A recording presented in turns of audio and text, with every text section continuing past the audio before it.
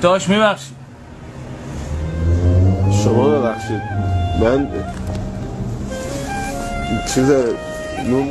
بابا چی شده؟ هیچی عمو جون. بابا یادش رفت بقیه پولشو بگیره.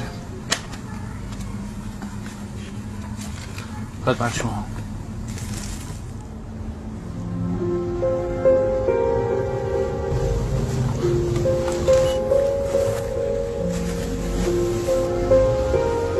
داداش این همون برنج که سفارش داده بودی.